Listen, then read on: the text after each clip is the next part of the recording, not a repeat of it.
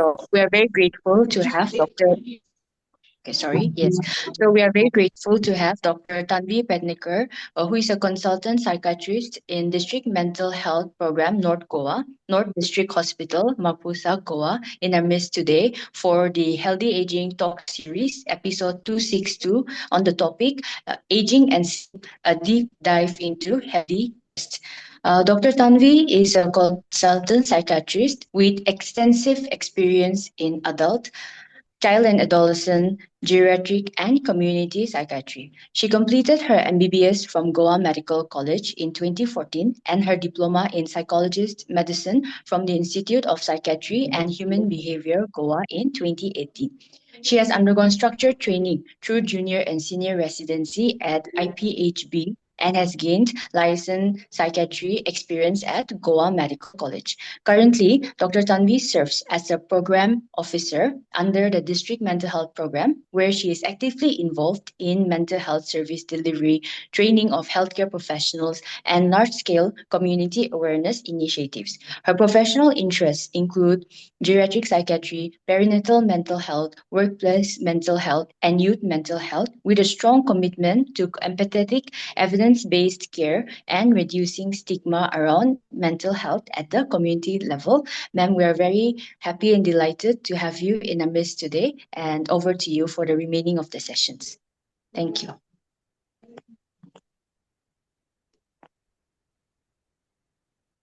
Doctor, you have unmuted.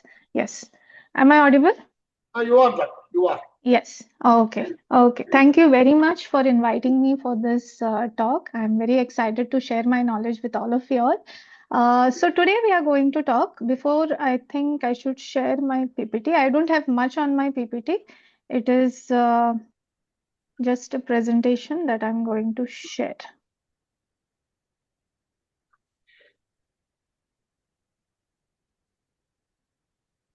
Second. You can share the PPT permission is allowed, ma. No problem. Okay. Yes.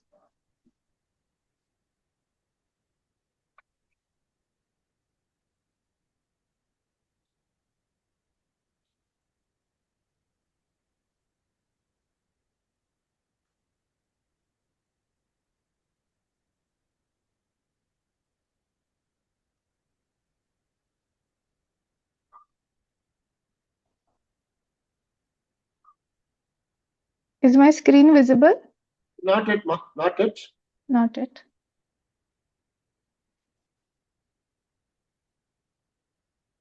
One second.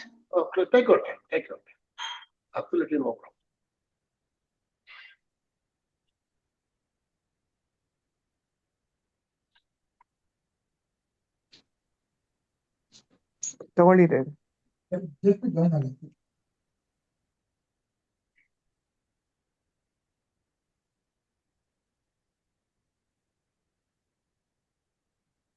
Yeah.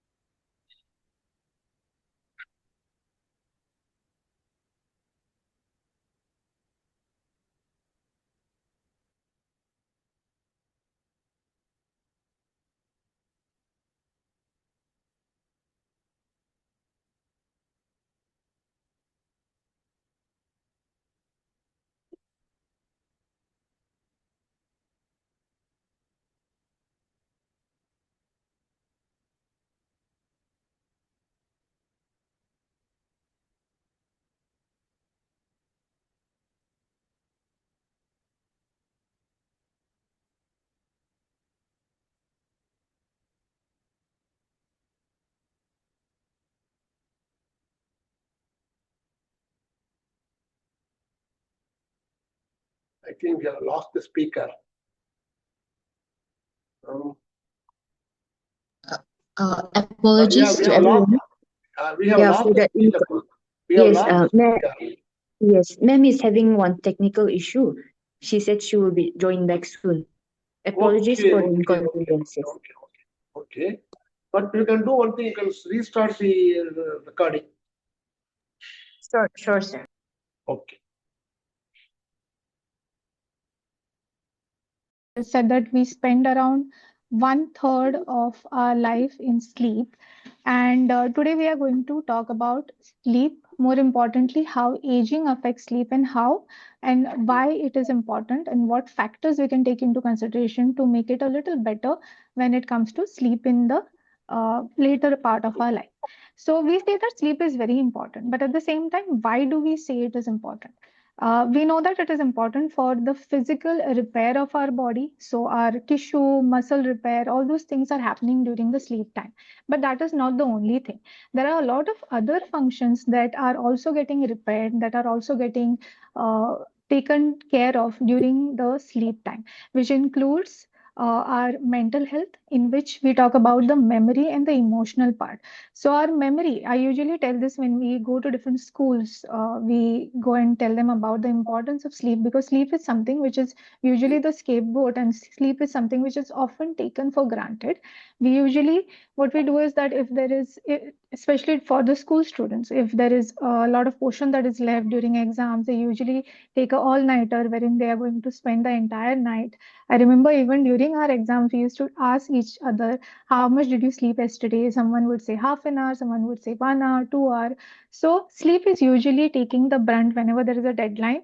We usually say that we have the entire night, we can spend some time, take some time for sleep. It won't matter so much, but it does matter, because the memory, when we talk about it, I usually tell students in a way that if you have two folders, you have a short-term memory folder and you have a long-term memory folder.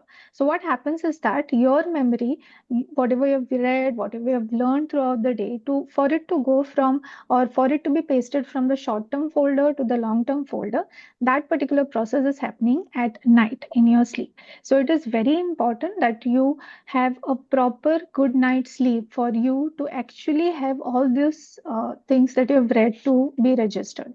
Also, the emotional part, our emotions are getting processed at night, and that is the reason why you must have noticed that if you have not had a good night's sleep, the next day it becomes very cranky, sometimes you're irritable, frustration, there is lack of concentration, focus is not there. So these things are also happening during our night's sleep, which we are most of the times Just 1 second. not aware about. Another thing that is the immunity part. So most of the times our immunity recovery and the part of the immunity usually is taken care during the sleep. Our endocrine functions, our hormones, the body repair, all these things are happening. And that is the reason why sleep is the most crucial thing that we should be having. All right. Now this is why sleep is important. Now, as we talk about aging, we know there are some changes which happen. Doctor, kindly unmute yourself, doctor. Doctor, unmute yourself. Unmute. Yes. Okay. So when we talk about sleep, we also say that as we've seen, as we go through aging, we are not going to have the same amount of sleep that we used to have as kids. Kids are going to sleep somewhere around 10 to 12 hours. But as we go further, the sleep usually goes on decreasing. So when we talk about aging, how does sleep differ? Why and what changes are usually seen in the sleep architecture? Lenina, are you able to share the PPT? Just 1 minute, ma. Yeah. 1 minute. But in the meanwhile, kindly go ahead. I'll just check with that. Okay, fine. All right. So when we talk about changes in the sleep, before we talk about changes in sleep, let's talk about the science of sleep. So I'll talk about a little things that we need to know in order to understand the basic architecture of sleep. So when we talk about aging, what happens is that the architecture of sleep is going to shift. Now, what do you mean by that? So our sleep is basically comprising of it happening because of some cues. So we have an inner clock which is set in us, which is known as the circadian rhythm. So in this inner clock, it is a 24-hour clock which makes us sleep and which makes us get up, right? So that's a clock which is placed inside of us, which is known as the circadian rhythm. And there is a shift that happens in the circadian rhythm as we go about aging. Another thing that happens is about the different cycles of the sleep. So there is a particular cycle of sleep which has two stages mainly, the non-rapid eye movement and the rapid eye movement stage. The rapid eye movement stage is the longer and the deeper stage which is there. As the night progresses, this particular deep sleep is the most important one because here where all the repair occurs. Now, during aging, what happens is that this particular deep sleep starts decreasing. So, what is more important is that the deep sleep is decreased, because of which we do not feel as rested as we would have felt otherwise. Even though we have had around 6 to 7 hours of sleep, but we are not feeling deeply rested because the deep sleep has now gone down. Okay, one thing is that. Second thing is that there's a lot of fragmentation in the sleep. Fragmentation, that is, you tend to get up more often at night because of this fragmentation of sleep. And when you get up, if you're able to go back to sleep within around 10 to 20 minutes, it is usually considered healthy. But if the fragmentation is more, then we need to look into diabetes. There are three changes which happen. One thing is that you feel like going to sleep a little earlier. That is, you might be going to sleep maybe 10 or 11. That time has shifted to somewhere around 9, and you tend to wake up earlier. So there is change in the architecture of the shift. Going a little earlier to bed and getting up a little earlier. So this change happens. Second thing is that deep sleep has gone down as we age. And the third thing is that there is a lot of fragmentation of sleep that is seen. So these are the three main changes which are happening. All right. Now, how do we tackle or how do we take care of this particular sleep changes that we need to know? Now, the first thing that we usually tell people about sleep disturbances, like if anyone comes to me with a sleep disturbance, it's usually what is considered is that people are always wanting something quick for the sleep disturbances. So the first thing that will be happening is diagnosis. Why is the sleep disturbance happening? So there are three factors that we will take into consideration. First thing is about the medications. Now, many a times, elderly are prescribed a lot of medications. So there might be a lot of medications that you are on.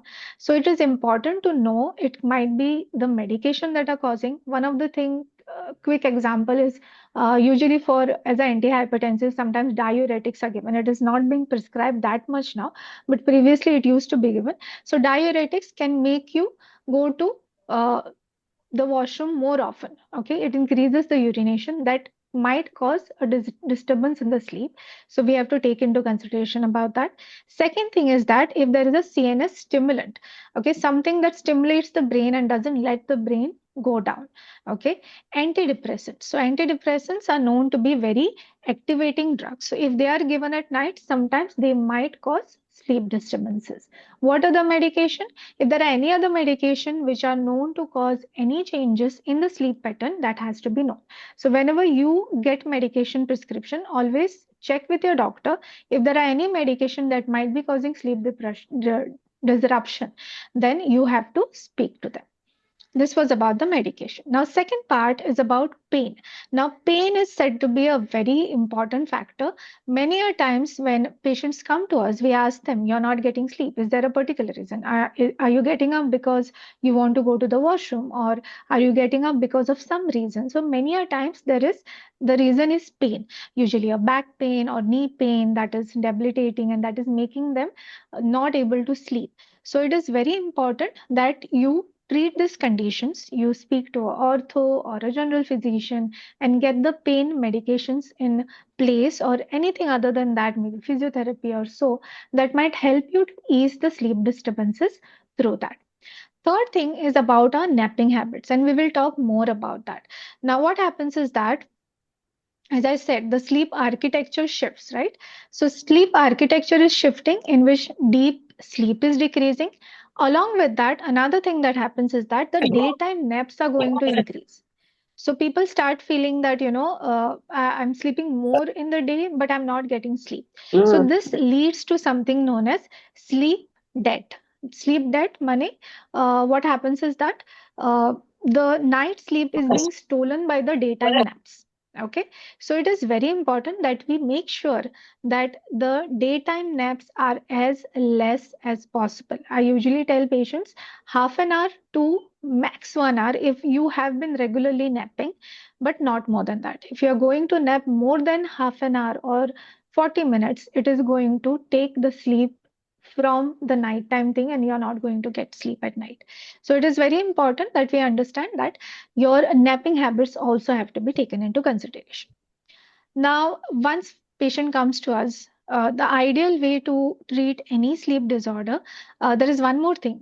There's something known as sleep apnea. You must have heard about it. So, sleep apnea is basically when someone, when they are sleeping, they are not able to take breath. They suddenly gasp for air. They get up suddenly, and there is feeling of breathlessness at that point of time. But this is known as something called as sleep apnea.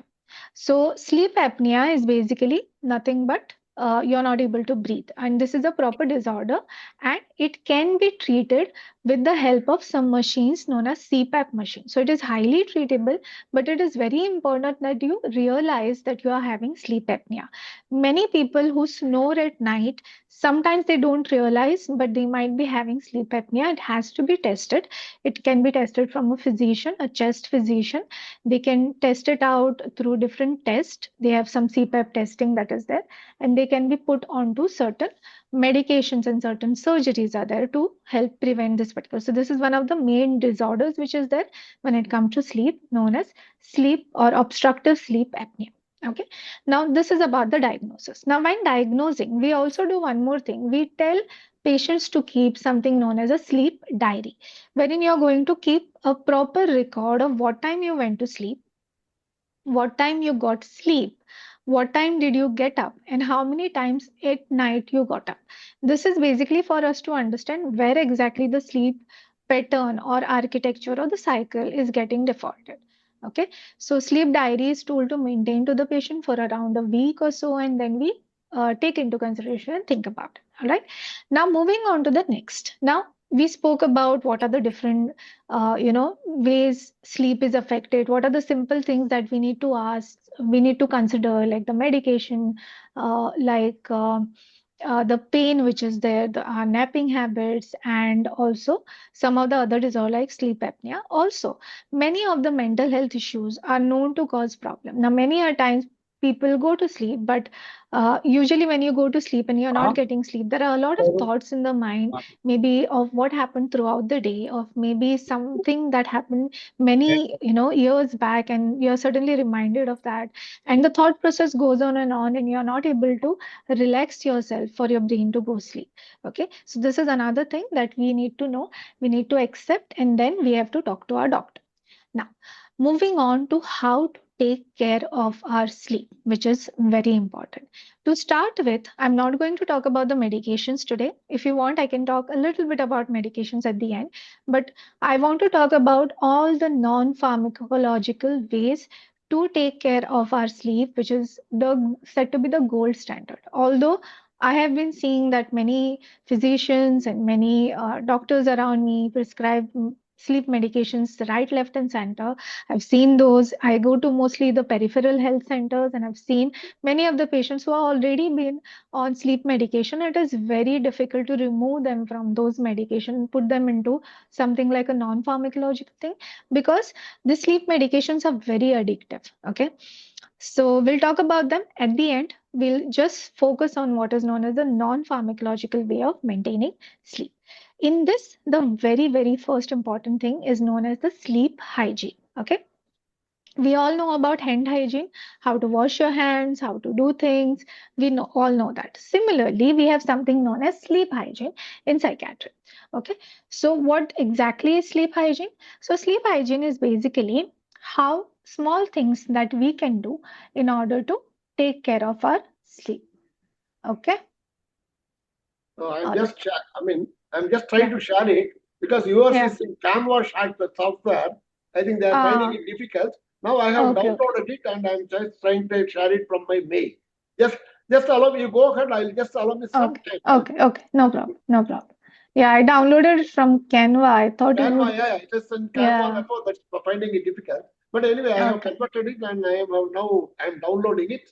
I just my mail. I'll try to share it from my mail, doctor. All right, fine. Yeah, just allow me. You can go ahead with the talk. I'll just manage. All right, no problem. Okay, so then we talk about something known as sleep hygiene. Now, as I said, sleep hygiene, there are a lot of things which are considered main in the sleep hygiene. Okay, so it starts with the very first thing is about the environment. Now, how is the room in terms of the darkness. Okay, as I said, we get cues in the day and we get cues at night in order to make our sleep optimal. So we have something known as melatonin, which is a chemical which is released from the pineal gland from our brain, and this particular melatonin which is there is known to is basically responsible for the sleep. How? So whenever the day decreases, melatonin is going to increase, and that is basically causing us to sleep, right? So it is very important that you maintain a dark, quiet, and calm environment in your bedroom. Okay, first thing. Okay, so darkness has to be there. They also talk about the temperature. So temperature has to be optimal. It shouldn't be very cold, it shouldn't be very hot, so that the temperature is also maintained.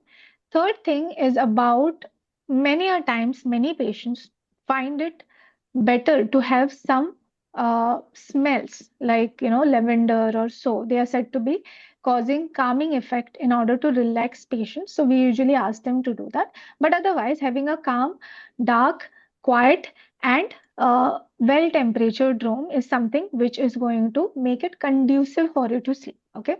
Another thing is about the consistency. Now, consistency is that you wake up at the same time and you go to sleep at the same time.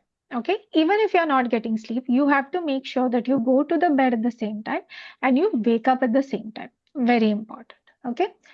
Another thing is about the napping. As we have spoken about the napping earlier, also make sure that you're not napping more than half an hour or 40 minutes at the most, not more than that. If you nap more than that, mostly the sleep is taken from the night part of the sleep. So no napping on the during the daytime. Okay. Is it coming, doctor? Yeah, I can see it is sharing, started screen sharing. Yeah, it is. Is it okay? I'll just reduce the size. Yes.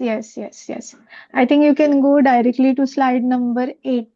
1 second. Yes. You go ahead, doctor. I'll just change. Yeah. Okay. So consistency, as I said, sleeping on the same time, getting up on the same time. Yes. Okay. Second thing is about the full routine. screen So you you can try, should. sir. Full screen. Yes. Doctor, I mean, No, that's okay. That's okay. Said me, please allow me like this, because there is a problem there. We are just trying to manage the problem. Yes. Yeah. I think sir has managed to do it very well. So I think this should be enough. Yeah. Therefore, kindly, I mean, I know the suggestion, but anyway, it is not possible. I know. This is better. Something is better than nothing. Okay. All right. So sleep hygiene practices, as I said from initial time. So consistency. Maintain a regular thing. One second. Yeah. Eighth one. Yes.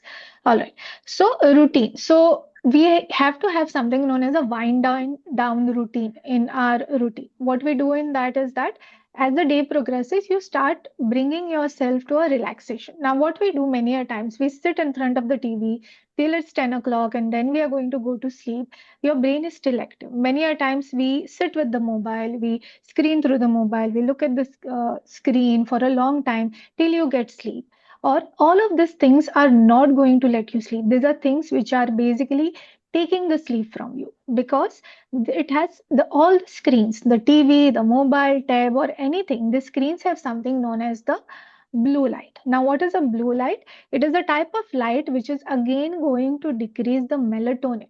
Now, melatonin is something which rises at night, that is inducing your sleep. So if you look at a screen, now most of the time what patients tell me is that, no doctor, because I'm not getting sleep, I scroll, I watch something, and after that I get sleep. But it is not so. There are two things is that. One I said is about the blue light. The blue light is again going to decrease the melatonin and make it difficult for you to sleep. And second thing is that you're watching something, you're interested in that, your brain is getting stimulated. You're not letting your brain rest and relax for it to go to sleep, right? So it is very important your brain is rested and relaxed in order to go to sleep.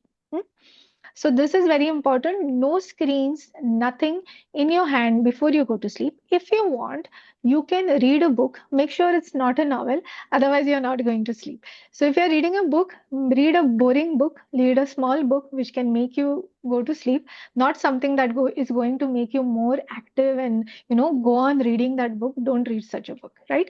Diet. Very important about the diet is that always have a very light dinner and make sure the dinner is at least 2 hours before you go to sleep.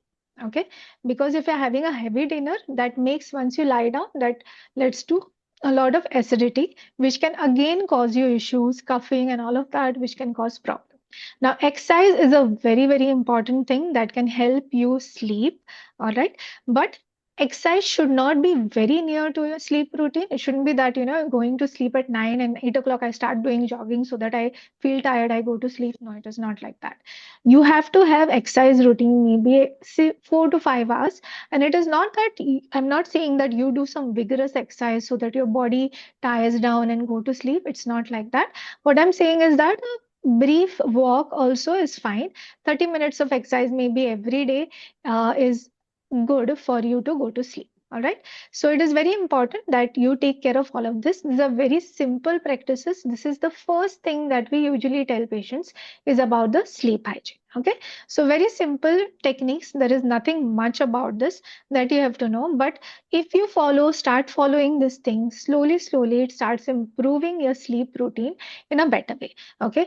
There are some relaxation exercises that we can always go about. Okay. What are relaxation exercises? So relaxation exercises are sometimes very important in order to relax the mind. Now, as I said, some of the sleep disturbances might be due to the issues like that of your uh, mental health issues, like you're getting a thought. I'm not saying that you are mentally ill, but we all are humans. We all have thoughts. We all have emotions. And we tend to, this is a free time. You're not getting sleep. The next thing that comes to your mind is something that happened today.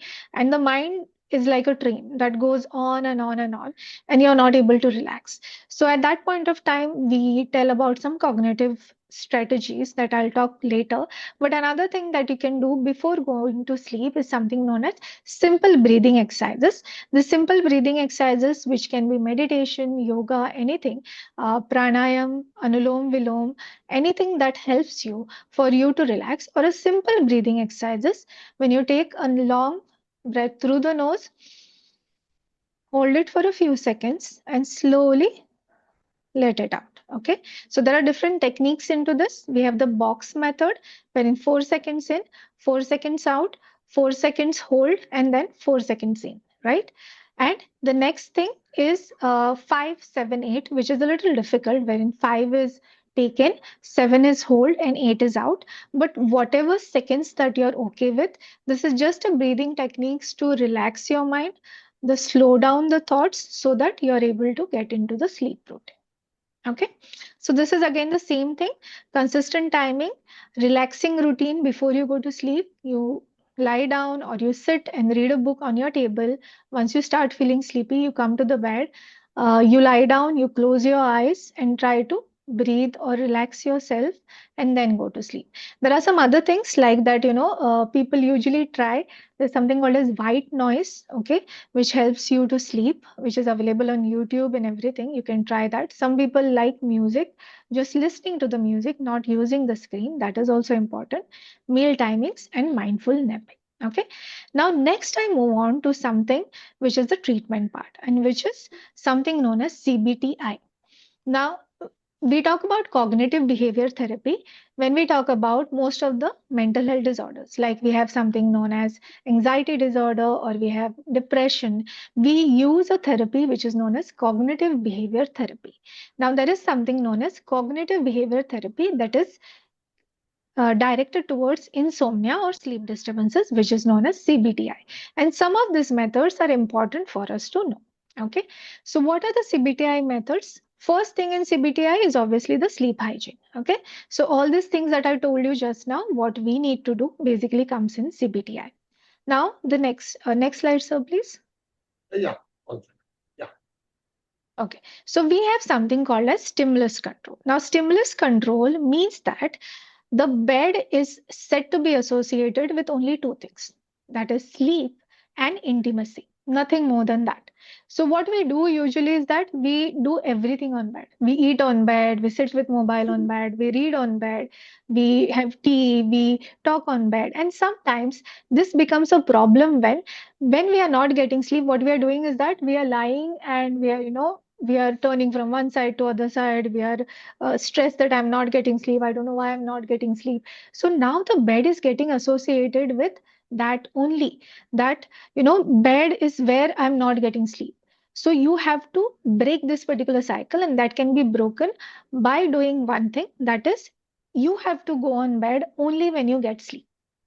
All right. So what you do in this is that you have gone to the bed, say supposing today, and after going to the bed, you're not getting sleep. Again, in the same cycle wherein you keep turning here and there, you're feeling frustrated. Why I'm not getting, you're asking yourself, what is happening to me? I used to get such good sleep. Why I'm not getting sleep? So you're all frustrated. If you're not getting sleep within first 15 to 20 minutes after going to bed, you get up. Go to the other room, sit on a chair, you read anything, you do anything, unless and until you feel sleepy, you don't go to the bed.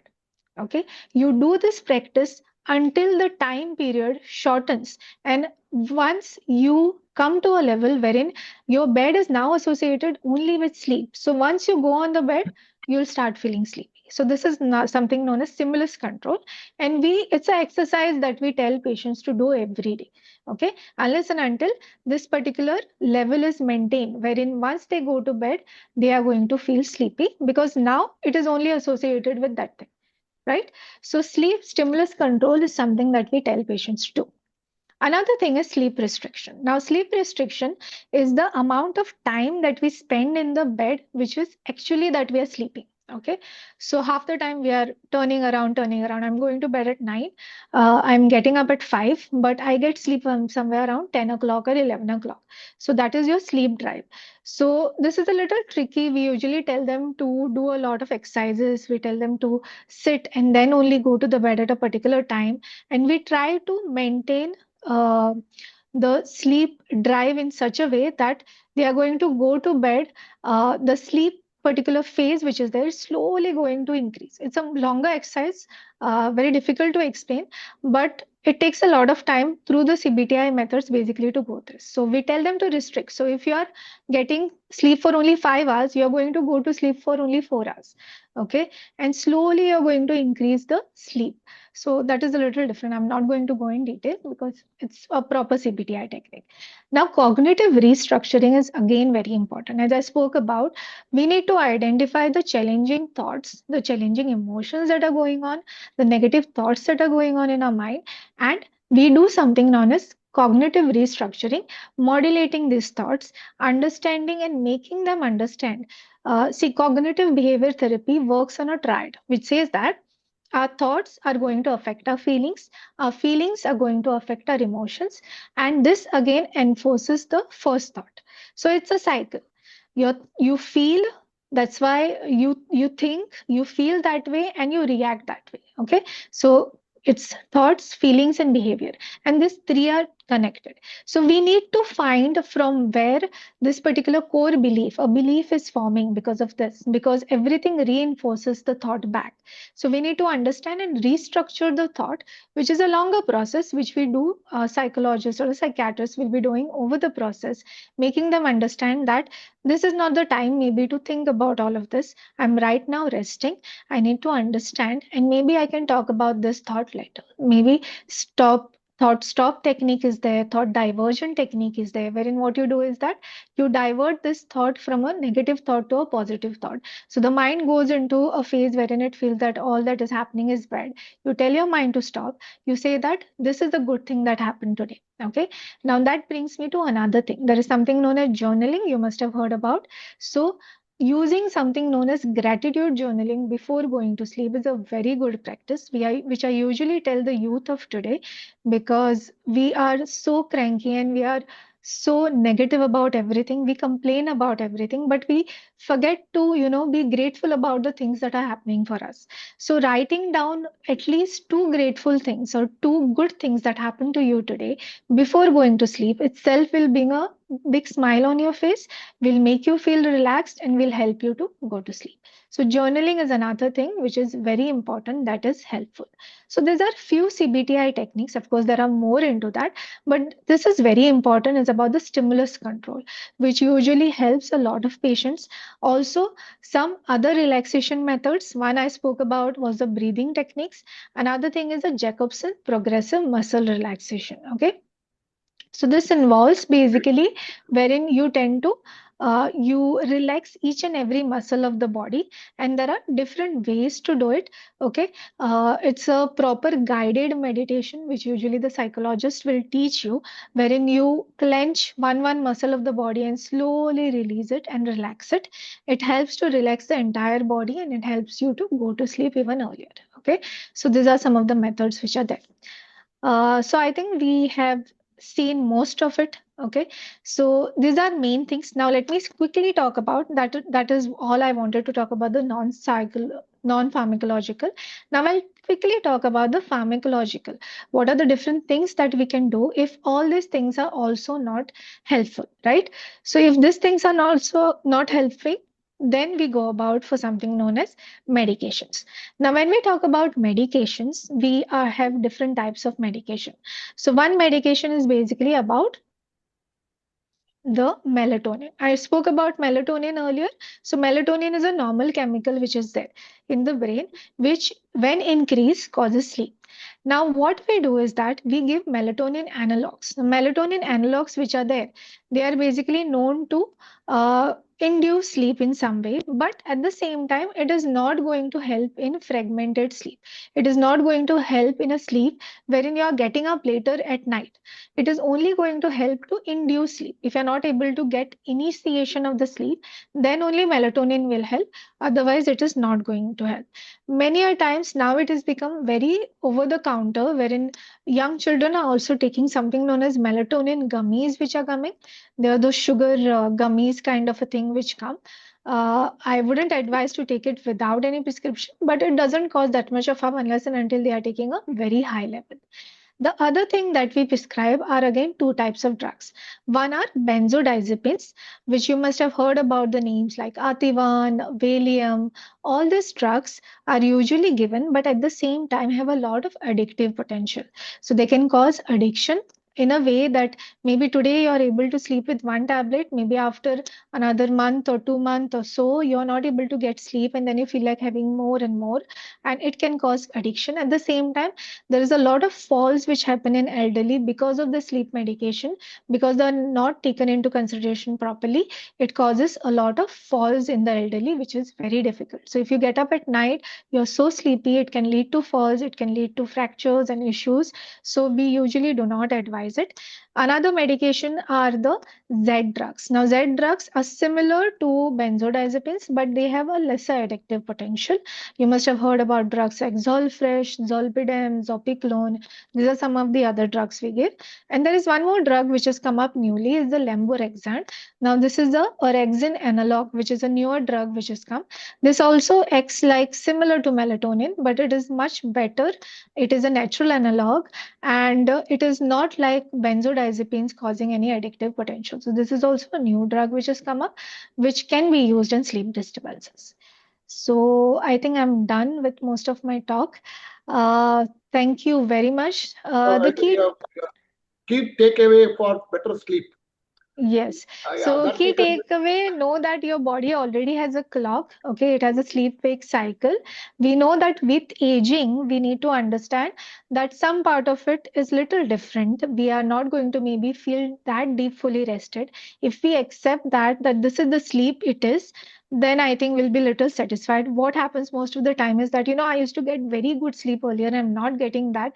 That frustration itself makes you even more going towards, I'm so disturbed with the sleep, I'm not getting sleep, I'm not getting sleep. That cycle increases more. So understanding that as aging progresses, my sleep is sleeping little early, getting up early. It is going to be this much of time only, and I accept it. First thing. Second thing is that making sure that your napping habits, your sleep hygiene habits, all of this thing, meal habit, exercise habits, all of these factors you're taking into consideration, and you're maintaining the sleep hygiene so that we don't have to always go towards medications. We try to do some things that are in our hand. If it doesn't help, obviously we have to go for the medication, because if you're not well rested, it leads to a lot of issues, as I've spoken about. But make sure that you try at least some of the sleep hygiene methods, and then only speak to your doctor about the medications. Yes. Thank you. Your doctor once, thank you for an excellent presentation, doctor. Thank you. Sorry for the small. No, I'm sorry. I'm sorry. The thing is that this is the first time I'm doing it through the tab. So I'm not able to get the share screen thing. So I was little No problem, doctor. baffled with that. Yeah. No problem. See, okay. I mean, everything has come through well. The Yes. sleep Yes. has been, it was not disturbed at all. Yes. Like sleep, it was not disturbed at all. Yes. Doctor, I mean, before, there people go for, I mean, kindly allow us some questions for the Yes. participants in Sure. raising. Sure. But before that, Yes. I just want to Hmm. raise one question, doctor. What Yes. do you say that what is the minimum sleeping time that a Hmm. senior citizen is supposed to have every night? See, in Yeah. fact, what is happening, doctor? Yeah. When I was 60 years or 65 years or 70 years, sleeping in the afternoon was not compulsory for me. But Yes. nowadays, I'm feeling that at least I'll have to Yes. nap for 10, 20 minutes in the afternoon. Yes. Is it common? Is it, I mean, or is it Yes. uncommon? Number one. Number two, Yes. how far does it affect the night sleep? Hmm. Can you just throw some light on this stuff? Yes, yes, sure, sure, sure.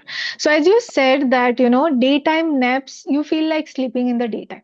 So as I said, as the aging progresses, there is an architectural shift. In that, what happens is that the daytime naps are now increases. You feel like sleeping in the daytime. That is very normal in the elderly and the aging as it progresses. It does happen. But as you said, you have to restrict this daytime napping because if you don't restrict the daytime napping, it is going to steal the night sleep. So, as you said, 20 to 30 minutes, well and good. Don't go beyond that. If you go beyond that, the nighttime sleep will be stolen. Now, your second question asking about the number of hours. Now, we know that children are sleeping somewhere around, 10, young, very, very young children. They're sleeping 10 to 12 hours and they're nicely rested. But as we go further, the sleep goes down. So, I think for elderly, we can consider somewhere around 5 to 7 hours is the minimum time that you get. And that is the usual time. Usually, most of the patient come and tell us that this is the sleep. And that is what I'm saying, that accepting that this is the sleep that I'm getting and it is good enough is more important for us to, get accustomed to this particular lifestyle. So 5 hours to 7 hours is more, Yeah. I mean, it's good Yes, yes, more than enough. because most of my friends who are here, they all Yeah. have the same, almost same complaint or problem. Yes. Sir, I get only about 7 hours sleep maximum. Yes, It is yes. 6 to 7 hours is more than enough. Oh, that's 6 to 7 hours is more than well, enough. that has given us lots of confidence about us. Thank you for Yes, imposing, I mean, yes, instilling lots of confidence in all of us, Doctor. Thank you. yes. Thank you. So Now, that's what I said, that confidence is very important. So what happens is that we always compare it to somewhere, when we were getting 10 hours of sleep, and then you're comparing it now, and then you're like, I'm not getting sleep, I'm not getting sleep. So that baffles you even more. So accepting that 7 hours of sleep is more than enough is very good. yeah, that's great. That's great. And there is Yeah. one question here. I'm Yes. 16 years old. That Mhm. is Mahesh. No medical issues. Don't have any restriction. Three questions. One is sleep time has reduced to about 5 hours. Two, Mhm. I get lot of dreams. Some weird one. Third is Mhm. earlier I was not snoring. Now I have told that I have to start snoring. I Mhm. need your advice, doctor. Yes. So when we talk about the number of hours which has gone down, 5 hours, okay, there's a little reduction in the sleep, which might be normal, which might not be normal. But when you talk about this negative dreams, we might have to talk, maybe you can talk to some psychologist or so to understand what are the negative thoughts. Is it about the daily routine? Is it about the past life? What are these dreams exactly? So in order to understand what is the thought process, the negative thoughts, do they extend into the day also?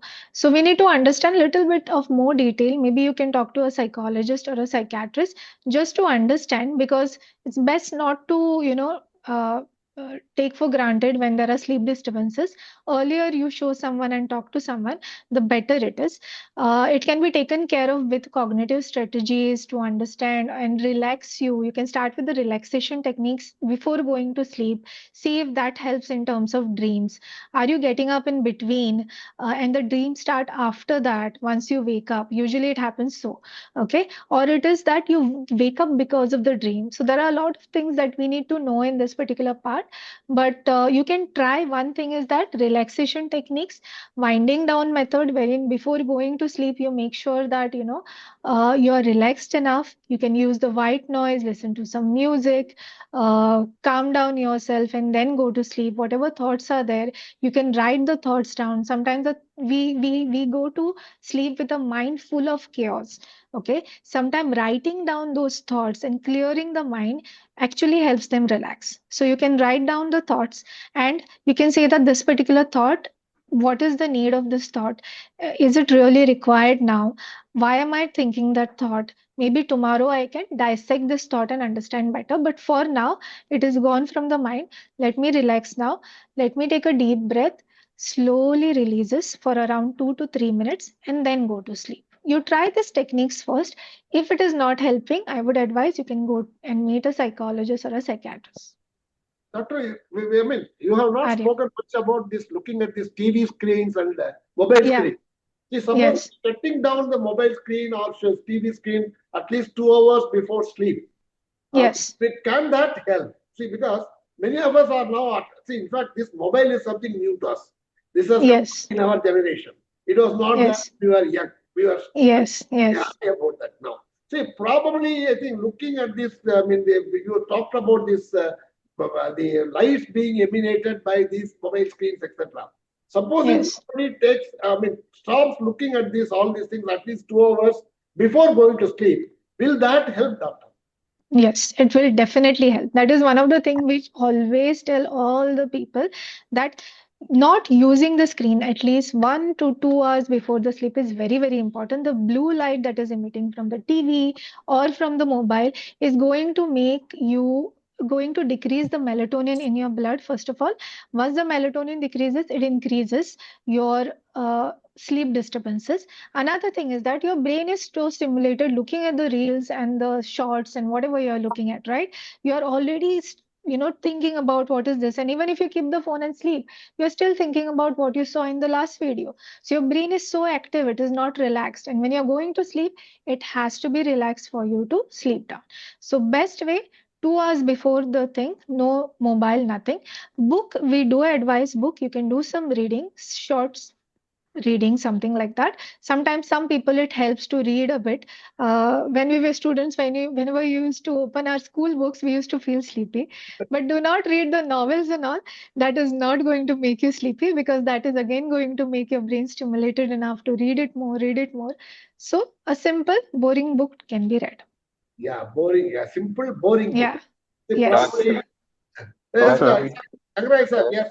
Yeah. well, interruption is there by ringing the phone and calling people and disturbing speeches like that. The seniors have to be allowed to sleep Yeah. without Yeah. a bad Yes. discussion, family disputes, Yes. and things. Yes. That That we is there. have in the morning or the evening when the youngsters are free. But they are shifting the responsibilities to seniors, and they are Yeah. thinking about the welfare of the children and grandchildren and relatives. Their problems are transmitted to the seniors. They did not get good sleep at all. Yeah. We need to suffer 1 hour like that. Your suggestion is reading books as in the Yeah. days of school days or college days. It will help newspaper and books not related to complicated issues. Yes. Yes. Will be Yes. able to have good sleeps. Yes. We have to I listen. completely agree. Completely agree with the other part, sir, that we are saying that, as elderly, your sleep is going little earlier, but this information has to be let out to the other people in the house as well. Even they have to Yes, be told about that, you have to respect the timings for their early sleep yes. and their shift in the sleep.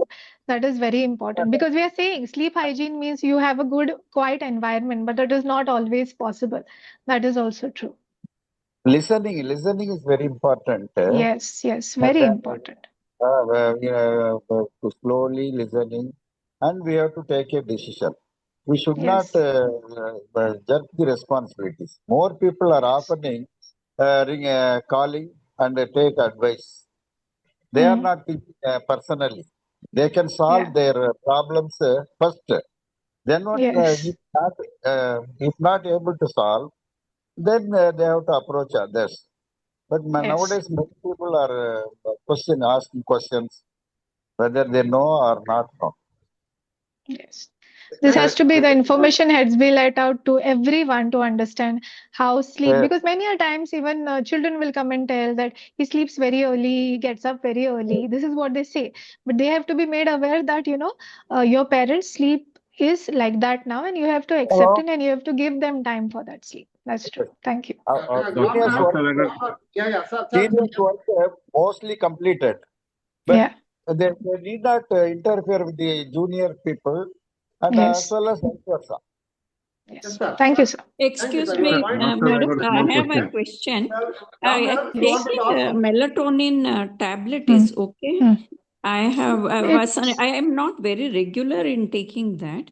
Okay. It is a 5 mg tablet. I used to Hmm. take only Hmm. half tablet. You will Okay. actually feel little heavy in the head and Hmm. gradually you fall Yeah. asleep.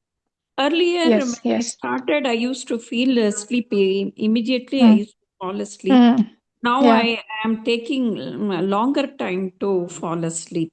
Yeah, that happens. That happens. See, Yeah. melatonin is It- just a normal analog. It's a normal chemical from your brain.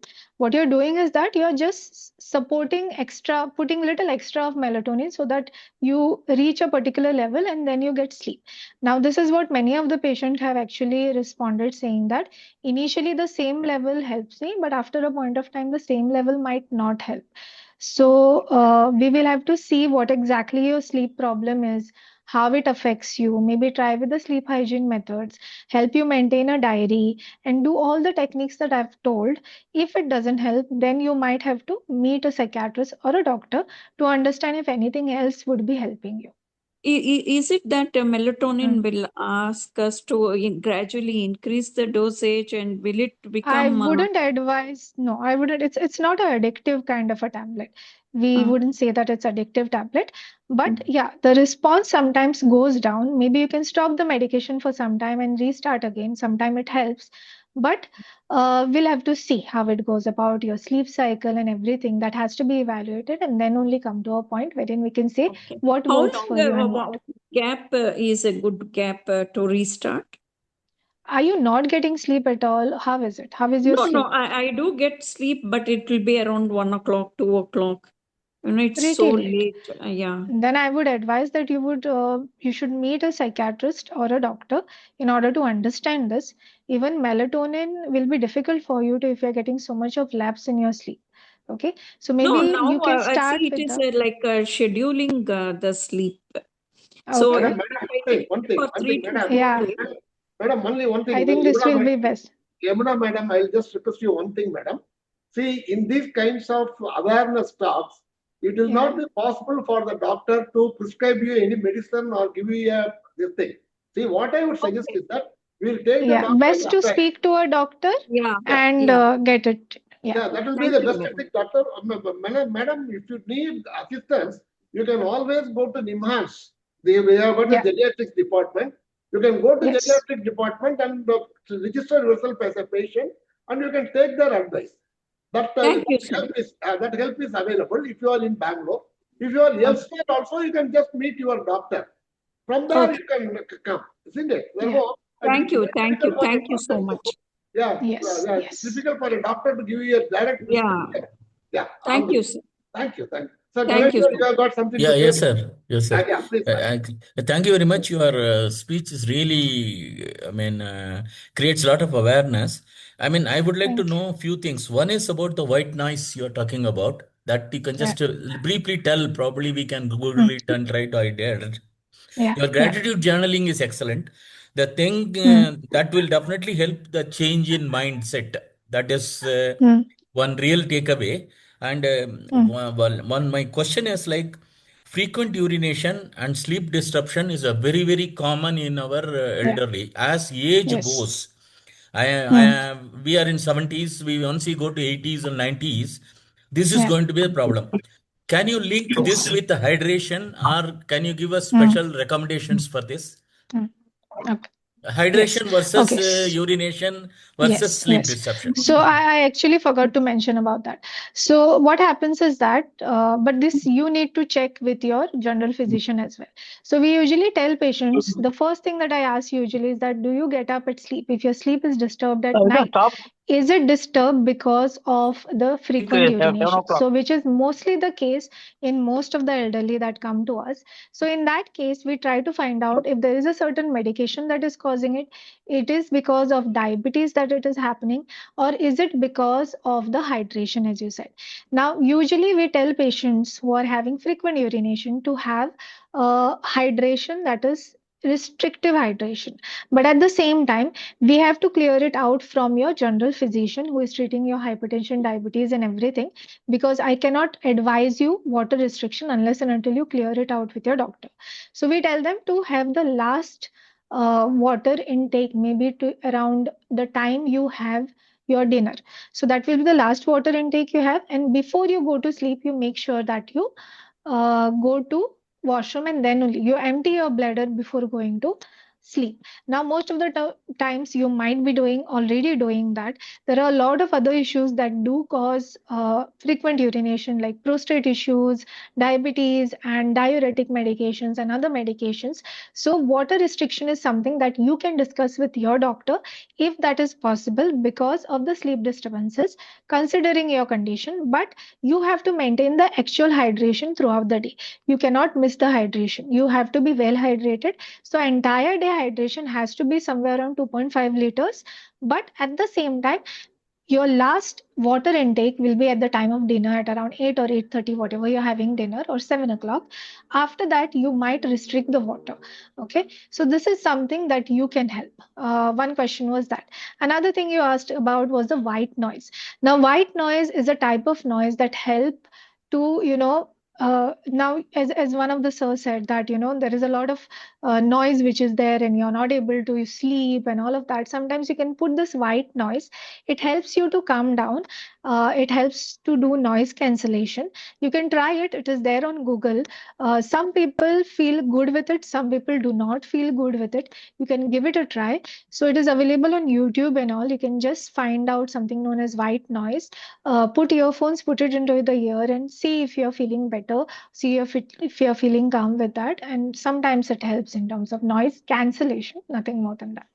Thank you. And it is not actually a music. It is not a music.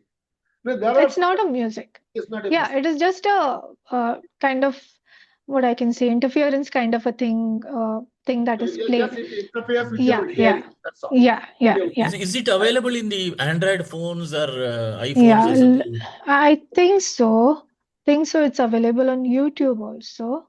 Sir, you can try in YouTube, sir. Yeah. Okay. You can try in YouTube White and noise, download yes. White noise is available for different, like, white noise for babies, white noise, different types of white noise are available. Like sometimes it's a rain music, rain voice, rain falling down. There are different types of white noises which are there. It's available on YouTube, sir. You can check it. Yeah, well, that's great, doctor. That's great. Ramnath, yes. See, only one question. I mean, I know you are a busy doctor. See, your time is No up. problem, sir. I have time. You can ask as many questions. In fact, but Ramnath, he was trying to ask one question, but I don't know. He has gone out. See, he has gone out. Okay. So, Mahesh, I mean, you want to? I was not snoring. Now I am told that I have started snoring. I need your advice, doctor. See, that is So that is again what you might have to go and speak to a chest physician, get yourself checked, because there are a lot of tests which are there which have to be done when it comes to snoring that has come up. One thing could be just your breathing difficulty. You are having any sinus difficulty or cold, that could be one of the reason. But if you're snoring more than usual, it's better that you get a check done. Okay. But I hope you're not having the gasping thing and all of that. But best is to get a check from a chest physician or a ENT physician. They will help you out in that. Yeah. Okay. That's the best thing. Yes. So I mean, I think you have taken doctor's advice, sir. Okay. Yes. Okay. Yes. Just get it checked from a ENT physician. If there are any throat issues and all, then they will take care of. Yes. Okay. And now the sleep apnea tests are done even at home, doctor. So that's Yes, the latest yes, yes. improvement now. Yes, yes, yes. They come and do it at home. They come and do it at home, and Yeah. I think some easier medications are also available. But I think Yes, yes. sleep apnea has almost become a common thing nowadays. Common. Now people know about it. Yeah. Know about it. Yes. Yeah. And the treatments are also, very. Yeah, treatment that is more important. That is treatable. That is what people should know actually. Yeah, that gives lots of sense. A sense of Yes. comfort. Yes. Yes. Something I have something which can be treated. There are so many things cannot be treated. That's it. Yes. If there are no other questions, Linda ma'am, can you? I think Ramnath has come. He has come back. Sure. Yes, I will share the presentation. Sure. It will be No already. problem. It will be uploaded in the YouTube also. Don't bother. Yes. It will be there in our Yes. YouTube channel. Okay. No Thank you problem. so much. Linda, you can go ahead. Yes. Okay. Thank you so much, Dr. Tanvi, for your insightful and comprehensive sharing. And thank you to all the active participants. Inconvenience regretted from our end for the technical issue we had regarding the No. PPT. It was from my end also, Linda. That's okay. No, it's okay. I'm so sorry. Linda, just 1 minute. See, Ramnath, you wanted to ask anything? Ramnath? Oh. Yeah, he's not there. Okay, you go ahead. Finish it, ma'am. Ma'am, I have put one question in the box. Who is that, ma'am? Yeah. Who is that? Vani, yeah. Earlier it was not. We can. Okay. Nothing has come, ma'am. No question. You can just raise it. You can just raise it. Quickly raise it, ma'am. Doctor, I want to get explanation for REM, rapid eye movement. Okay, fine. Sure. So I had not gone much in details. Yeah. Okay. So what happens is that our sleep is basically having two types of cycles. Okay, so we have one cycle of sleep lasts for 90 minutes. Okay, it is a 90-minute cycle, and throughout the night, this 90 minute, this way we are going to have different cycles. Okay, from 9 o'clock to 5 or 7 o'clock when you're going to get up, 90-minute cycles are going to repeat. So the stages are this way. We have first stage, that is the non-REM stage, that is non-rapid eye movement stage. And in this non-rapid eye movement, we have 1, 2, and 3 stage. So there is NREM1, NREM2, NREM3, followed by the REM stage. So this 4 basically comprise of the entire sleep cycle.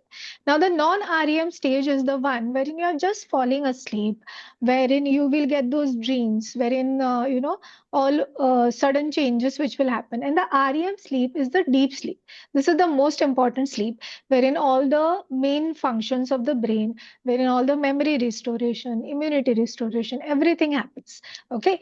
Now in this 90-minute cycle, initially these cycles are maybe 10 minutes, 20 minutes, 30 minutes, and this one is 40 minutes. Then slowly what will happen is that this particular cycle, in this cycle, the REM part will go on increasing as the night progresses.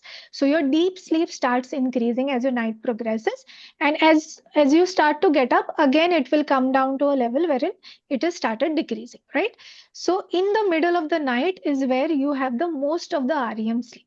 So REM, when we talk about sleep disorders, there are some REM disorders which are there. So when those happen, it starts affecting us more because the deep sleep is now getting affected. That is the only thing I think you should be knowing. That is about the rapid eye movement sleep, nothing more. Okay. Thank you.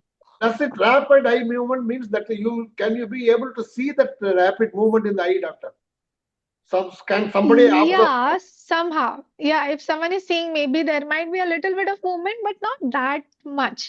There might be a little bit of eye movement that is there. This is mostly what we do is that this is seen on EEG, electroencephalogram, which is there. On that, you are able to see that movement and the waves. Based on the waves, we determine the rapid eye movement and that. I understand. Thanks, doctor. Yes. I think let us not disturb doctor further, please. Kindly go ahead, Linda ma'am. Okay, thank you so much, everyone, for your active participation. The link for this will be shared soon in the groups. And special thanks to Jambunath sir for co-hosting and also managing the PT. Thank you, everyone. I did Thank you nothing. so much. Thank you so much, Thank you, everyone. Thank you, sir. It's an excellent presentation on sleep, doctor. Because we have been Thank you. looking forward. We have been looking forward for this presentation for the last more Yeah. than a month. Yeah, in When between you I was not well, so I couldn't make it. couldn't make it, I So know that. I yeah, was yeah, okay, and I shared yeah, that. They could. I was just looking. I say at least sometime next week or at least we will have to make it because yeah. most of the problems are Of associated sleep. along with this. Yes, I know yes. many of us have gone through this sleep study in NIMHANS. I know this. Yeah, yeah. Thank you. May God bless all. Yes, yes. Thank you so much. And incidentally, it is, I mean, it is time that we also wish a happy new year to all of you. Because Yes, Happy the New Year. next program will be hosting Bye-bye. only in the next week, in the new year. So in the meanwhile, we wish you all of you a happy new year. Thank you, doctor. Yes. Thank you. Thank you so much. Yeah, Thank you. thank you. Our prayers are always with you, doctor. Thank you. Thank you so much. Means a lot. Thank you. Yeah, you can close down.